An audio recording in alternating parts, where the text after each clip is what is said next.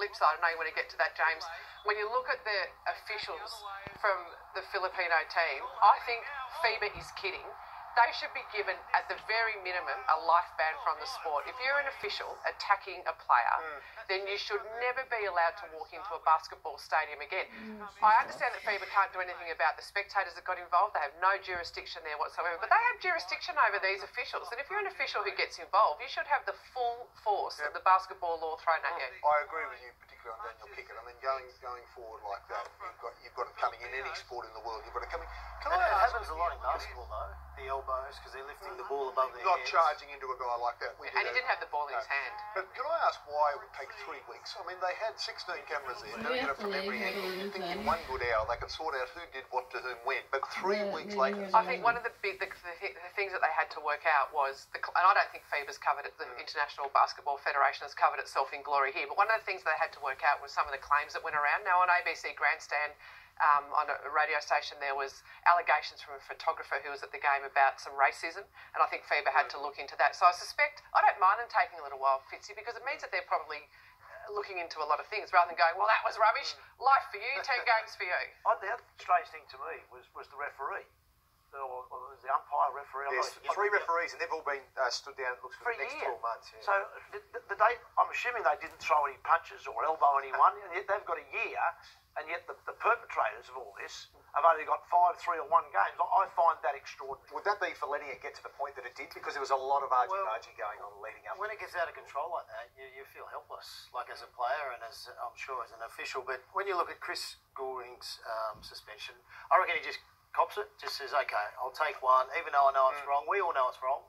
But as you said, the assistant coach, 3 weeks for an assistant coach to go on to the basketball arena, punch on with a few of the Aussie players. Like, imagine doing that in the NRL or Aussie rules football, a coach going on to the AFL arena. How long would you get? You would get a couple of years. You'd probably get a life ban. Famous line, I think Tommy Rodonicus, when he was Origin coach 95 or something, he was giving them the pep up, we're going to go, we're going to go, we're going to go. And if the fight breaks out, I want to clear the bench and I'll go looking for Bennett.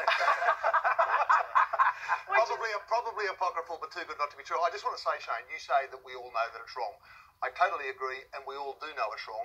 However, we're sitting here calmly. As somebody who's been involved in my fair share of disgraceful brawls, when the red mist descends and you're in the middle and you've sung the national anthem and like that, I look back on some of them and go, geez, that was a bit stuffed. And at the time, you're not thinking straight. Yep. It's probably worthwhile pointing out that Basketball Australia also copped a hefty fine, not so much for their involvement in the brawl, but for pulling up the decals the day before the game.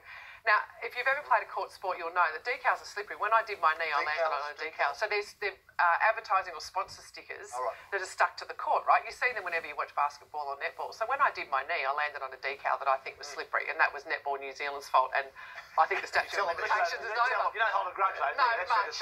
I'll be over by the time I'm 70. Probably a gambling. They're a very slippery slope. Yeah. Fizzy. Oh my God! But I think, and so I think it's a bit harsh for Basketball Australia to be fined $135,000 for ripping up some decals the day before. And the Filipino team, $337,000 fine. Apparently the appeals process is very expensive as well, so it might be unlikely as to whether or not we see them. I'm guessing that's been rounded to Australian dollars. It was something in pounds or... Yes, yeah. It just seemed very odd. 330. And $7,000, 356.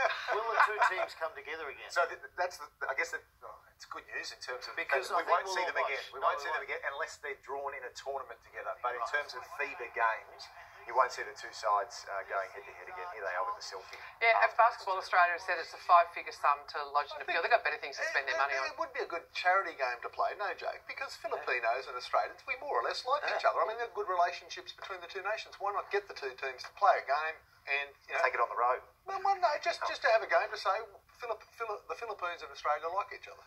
Put some ropes around it. Maybe a turnbuckle on each corner. Good. Either way, we'll wait and see whether any appeals are lodged for all those indiscretions from what has been done, the basketball between Australia and the Filipinos, which Fitzy wants to take on the road. Coming up next, Ricky's Raiders burnt by the bunker. The bunker is a waste of time. This is why people are turning off rugby league.